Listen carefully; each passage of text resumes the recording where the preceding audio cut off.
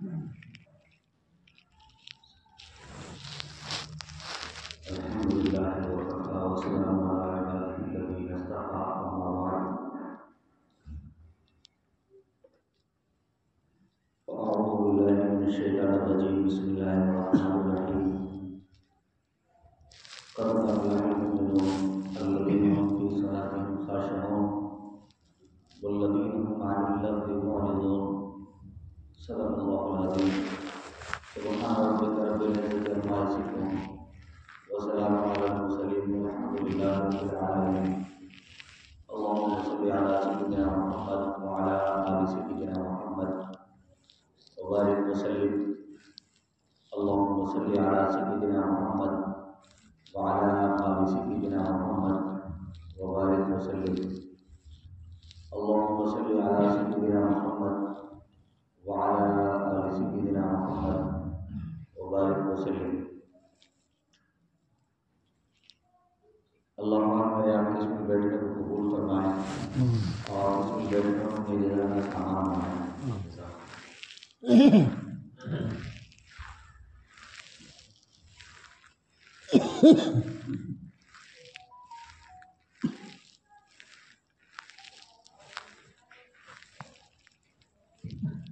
قرآن پاک میں اللہ پاک نے ارشاد فرمایا قد افلح المؤمنون، مومنین کامیاب ہو گئے۔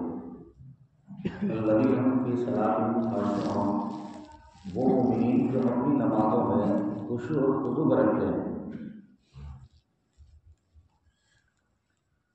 والذین هم عن اللغو معرضون، اور اپنی نمازوں میں لغو باتوں سے، بیہودہ باتوں سے بچنے کی کوشش کرتے ہیں۔ ابھی محترم مولانا عرفان صاحب امینی کسی ذیل میں جو کہہ رہے تھے کہ رب کو یاد کرو اور رب تمہیں یاد رکھے گا، تو نماز بھی اللہ پاک کو یاد رکھنے کا ایک خاص ذریعہ ہے۔ یہ اوپر سے چل رہا ہے قرآن پاک میں اللہ پاک کہتے ہیں اقیم الصلاۃ لذکری، نماز قائم کرو میری یاد کے لیے۔ کیا مطلب؟ یہ اللہ پاک بندے کو یاد رہتا ہے تو اس کے سامنے سر جھکاتا ہے، رب کو مناتا ہے، خوش کرتا ہے۔ نماز بھی ایک ذکر ہے، چنانچہ نماز اللہ پاک کے قرب کا محترم بالشان ذریعہ ہے۔ جتنا اللہ پاک کے قریب ہونے کا ذریعہ نماز ہے، اتنی کوئی دوسری چیز نہیں۔ نماز سب سے زیادہ قریب ہونے کا ذریعہ ہے۔ ذکر بھی آدمی اس لیے کرتا ہے اللہ کے قریب ہو جائے، حج بھی اس لیے کرتا ہے اللہ پاک کے قریب ہو جائے، روزہ بھی اس لیے رکھتا ہے اللہ پاک کے قریب ہو جائے، تلاوت بھی اس لیے کرتا ہے اللہ پاک کے قریب ہو جائے، زکوٰۃ بھی اس لیے دیتا ہے اللہ پاک کے قریب ہو جائے، صدقہ بھی اس لیے لٹاتا ہے اللہ پاک کا قرب مل جائے۔ نماز کو اللہ پاک نے ایسا بنایا جس میں دونوں پہلو موجود ہیں، بلکہ کئی پہلو موجود ہیں۔ اس کے اندر ذکر بھی ہے، تلاوت بھی ہے، جھکنا بھی ہے، سجدہ بھی ہے اور رکنا بھی ہے۔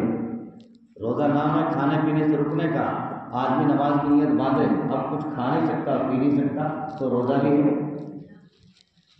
ہمارے اکابر مشائخ رحمہ اللہ سے کتنے ایسے لوگ گزرے، نماز کا وقت آتا تھا حالت بدل جاتی تھی کہ اللہ کے حدود جانے کا وقت آیا۔ سیدنا عثمان غنی رضی اللہ تعالیٰ عنہ کے حالات میں نماز کے وقت آتا تھا تو رنگ پیلا پڑ جاتا تھا۔ محبوب صلی اللہ علیہ وسلم کے حالات میں عائشہ صدیقہ فرماتی ہیں کہ جیسے اذان ہوتی محبوب صلی اللہ علیہ وسلم ہمیں پہچاننا بند کر دیتے ہم کون ہیں، یعنی نماز کس قدر اہتمام ہوتا تھا۔ آج ہمارا حال عجیب ہے، اذان ہو رہی ہے تو بھی کوئی پرواہ نہیں، تکبیر ہو رہی ہے تو بھی کوئی پرواہ نہیں، قرات ہو رہی ہے نماز کی تو بھی کوئی پرواہ نہیں، بلکہ نماز میں ہوتے ہوتے خود ہمیں پرواہ نہیں ہوتی، نماز میں باہر ہے۔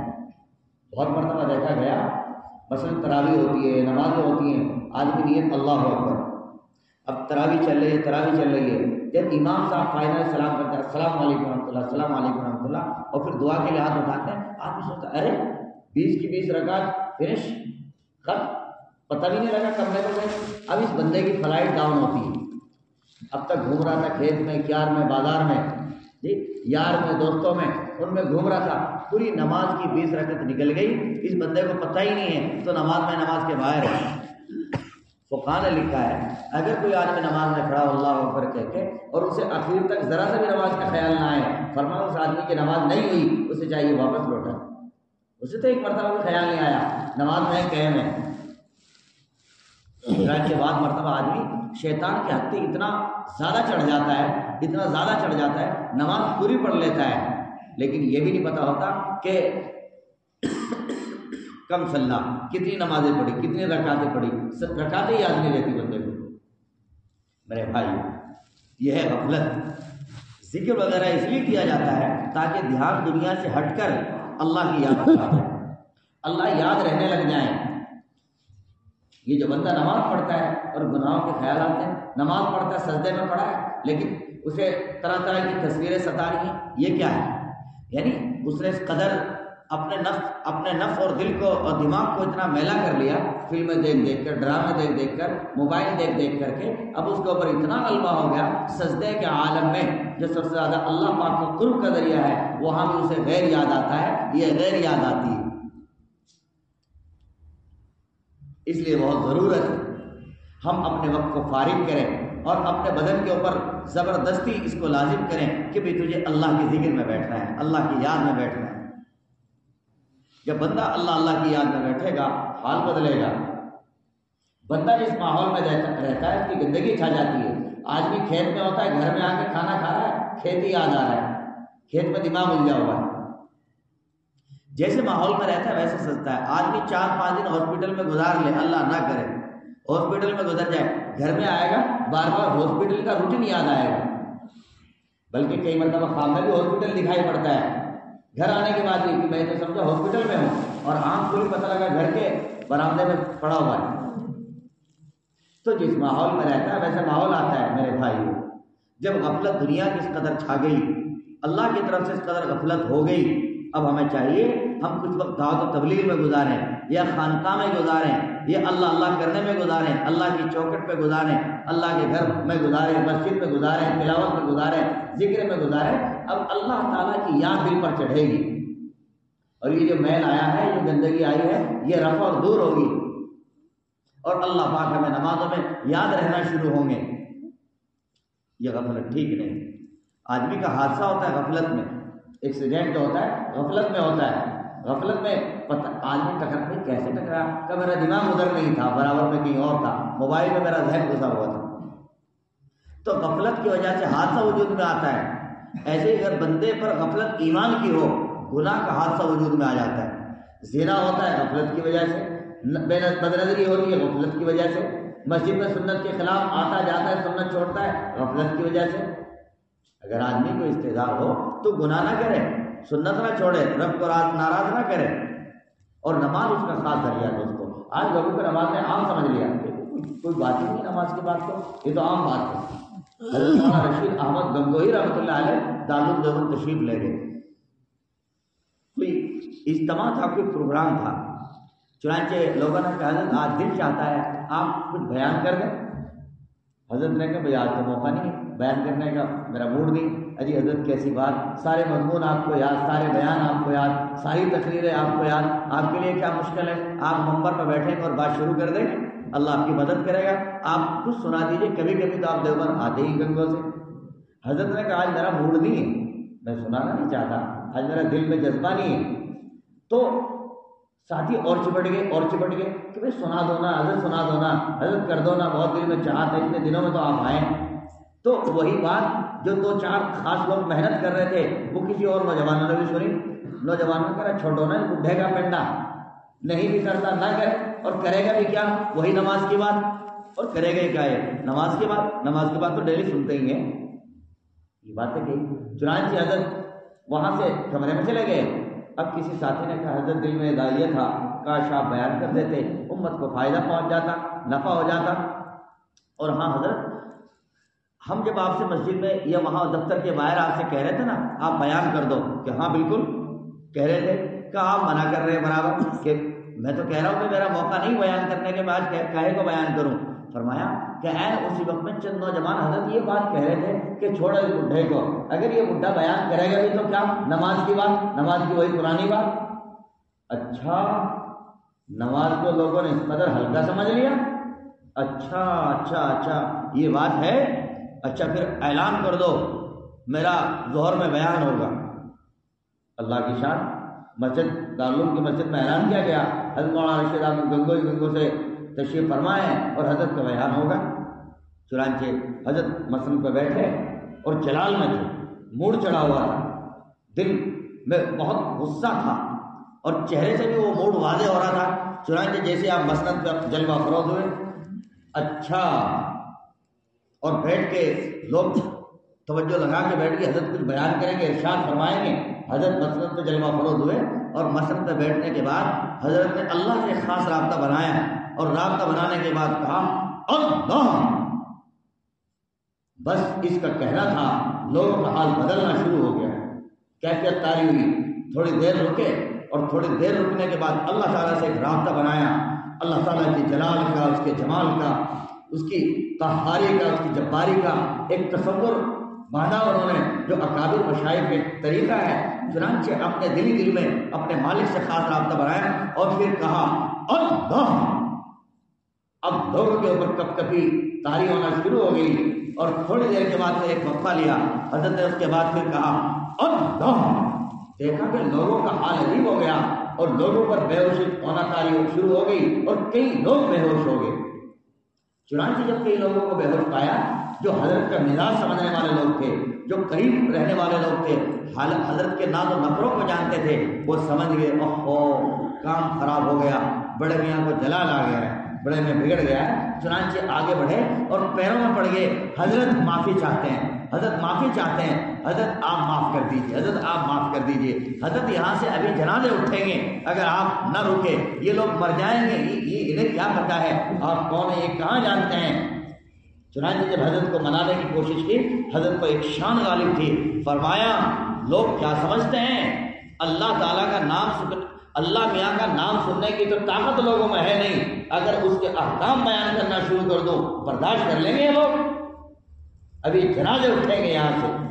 حضرت نے جلال میں فرمایا میرے بھائی، نماز اتنی محترم شان چیز ہے، نماز اتنی قیمتی اور پیاری چیز ہے، جب بھی کوئی معاملہ پڑے بندے کو چاہیے نماز پڑھے، جب بھی کوئی حادثہ ہے بندے کو چاہیے نماز پڑھے۔ محبوب صلی اللہ علیہ وسلم کی عادت تھی، بادل آیا، بارش آئی، ہوا آئی، آپ ڈر جاتے تھے، کہا یہی تو ہوائیں تھی جن سے قوم عاد و ثمود ہلاک ہو گئے تھے، جی فَأُهْلِكُوا بِصَرْصَرٍ عَاتِيَةٍ، کہا یہی تو ہوائیں تھی، کاش ایسا نہ ہو میری قوم پر وہ ہوائیں چڑھ رہی ہوں اور معاملہ خراب ہو جائے۔ میرے بھائی، آج ایک میں اور آپ ہیں، بخار آ جائے، بیماری آ جائے، کھیت خراب ہو جائے، قرضہ آ جائے، دکھ آ جائے، سب سے پہلے ہم نماز چھوڑتے ہیں، سب سے پہلے غفلت نماز کی ہوتی ہے۔ صحابہ کی عادت ہے، کوئی حالات آئے سب سے پہلے نماز، کہ بھئی پہلے نماز، اللہ سے توبہ، اس کے بعد دوسری بات۔ ہمارا حال الٹا ہے میرے بھائی، ایسا نہ کرو، بیداری پیدا کرو، نمازی پیدا کرو، نماز کے تعلق جذبات پیدا کرو۔ اور ماں بہنوں کا بھی یہ حال ہے، گھروں میں نمازوں سے دوری، غفلت، بے پرواہی، بے اعتنائی ایسی بھاری کہ پتہ ہی کچھ نہیں۔ اور چھوٹے چھوٹے عذر کا بچے ہیں، بچوں کو پیشاب دھونا ہوتا ہے، ہائے یہ عذر چلے گا؟ چلنے والا نہیں۔ اللہ تعالیٰ حضرت ایوب علیہ السلام کی بیوی کو کھڑا کر دیں گے، ایک درجنوں سے اوپر بچے تھے، کل حضرت ایوب کیا بیٹے زیادہ تھے، اولاد زیادہ تھی، یہ تمہارے یہاں، یہ ہماری مائیں بہنیں لاچار ہو کے کھڑی ہو جائیں گی، جواب نہیں دے سکیں گے اللہ پاک کے۔ اگر کوئی بندہ یہ کہے کہ میرے پاس کام بہت، کھیت کار بہت، بزنس بہت، اللہ پاک اس موقع پر وقت کے بڑے بڑے حکام کو کھڑا کریں گے، سلیمان علیہ السلام کو کہیں گے، داؤد علیہ السلام کو کہیں گے، آؤ کہ تمہارے پاس حکومت بڑی تھی، یہ ان لوگوں کے پاس بزنس بڑا تھا۔ کہیں گے نہیں یا اللہ، ان سلیمان کے پاس تو داؤد کا کام بڑا تھا، ہمارا کا جب اس کی نماز نہیں چھوٹی، اس کی عبادت نہ چھوٹی، تو تم نے کیسے چھوڑ دی؟ کیا عذر ہے تمہارے پاس؟ کوئی جواب نہیں بن سکے گا ہمارے پاس۔ دوستو، آج اللہ پاک نے موقع دیا ہوا ہے، ہم چاہیے ہم نمازوں میں جھکیں، اللہ پاک کو منائیں، سجدے کریں، 5 وقتہ نمازوں کا اہتمام کریں اور نمازیں بھی صاف ستھرا ہو کے پڑھیں۔ نماز اللہ پاک کا قرب اور لاڈ پانے کا ذریعہ ہے. چنانچہ ہمارے اکابر مشائخ میں سے جب نماز پڑھنے کے بزرگ آتے تو نماز کے اوقات میں اپنے نئے کپڑے پہنتے. یہ نماز کا جیسے اسکول کا ایک ڈریس ہوتا ہے جی، ایسے انہوں نے نماز کا ایک ڈریس بنا رکھا تھا. نماز کا وقت آیا فوراً عبا پہنا، قبا پہنا اور دستار سجائی. کیوں؟ اس لیے کہ پگڑی باندھ کے نماز پڑھنے میں 25 درجے ثواب اوپر بڑھ جاتا ہے. تو فوراً عبا قبا پہن کے، پگڑی پہن کے اور خوشبو لگا کے اللہ کی چوکھٹ میں نہا دھو کے صاف ستھرے ہو کے جاتے اور پھر اب شان کے ساتھ سجدہ کرتے. اللہ اکبر، اللہ اکبر. اور ہمارا حال کیا کہ سڑے بھڑے کپڑے، کھیت پیار کے کپڑے، اور وہ مسجد جائیں گے. ان کپڑوں کو پہن کے بازار نہیں جا سکتے، ان کپڑوں کو پہن کے رشتہ داری میں نہیں جا سکتے جی، ان کپڑوں کو پہن کے یار دوست کے پاس نہیں جا سکتے. ان سڑے کپڑوں کو پہن کے مسجد آئے گے. فقہا نے لکھا کہ وہ کپڑے جو آپ رشتہ داری میں پہن کے نہیں جا سکتے، وہ کپڑے جو آپ مہمانداری میں پہن کے نہیں جا سکتے، اگر ان کپڑوں میں نماز پڑھی گئی تو یہ مکروہ ہے، ثواب کم ہو جائے گا. نتیجہ کئی لوگوں کو دیکھا، اور کئی لوگوں کیا، کئی مرتبہ ہمارا علماء کا طبقہ، ائمہ کا طبقہ، وہ بھی صبح کی نماز لنگی میں پڑھاتا ہے، لنگی میں. حالانکہ ویسے رات کی ڈریس میں نماز پڑھانا مستقل مکروہ ہے، چاہے پاک بھی ہو. اس لیے کہ کیا بھروسہ اس کا، آدمی کے اجلت میں پیشاب کے قطرات نکل جاتے ہیں.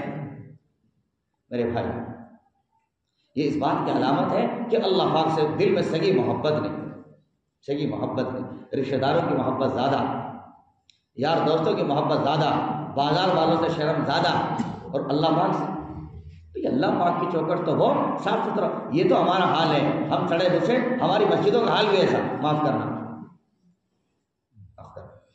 گھر چکا چک اور مسجد گندی. میرے بھائی، ایمان کی عظمت جو دل میں کم ہے، ایمان کی عظمت پورا پورا ہونا چاہیے. جب ایمان کی عظمت پورا پورا ہوگی، اللہ تعالیٰ کا گھر تو ایسا شاندار، لہکتا مہکتا صاف ستھرا ہونا چاہیے. مسجد میں جائیں تو خوشبو پھوٹ جائے اور وہاں بیٹھنے کا دل کرے. شاندار قالین، شاندار پتھر، شاندار ٹائلز جی، شاندار امام جی، سب چیزیں ایک نمبر ہونی چاہیے. یہ مطلب نہیں کہ مسجد تو بہت چکا چک اور امام وہ ختم، قرآن نہ پڑھتا ہو، مسائل نہ جانتا ہو. نہیں، ان کا قرآن بھی عمدہ، مسائل بھی عمدہ، اور ان کی تنخواہ بھی عمدہ، تنخواہ بھی عمدہ. تنخواہ میں بھی یہ نہیں کہ 5-6 ہزار میں رونے لگے. نہیں بھئی، وہ امام ہے. الامام ضامن، الامام ضامن کا امام تو پوری قوم کی نمازوں کا ذمہ دار ہے. والمؤذن مؤتمن، اور مؤذن امانت دار ہے.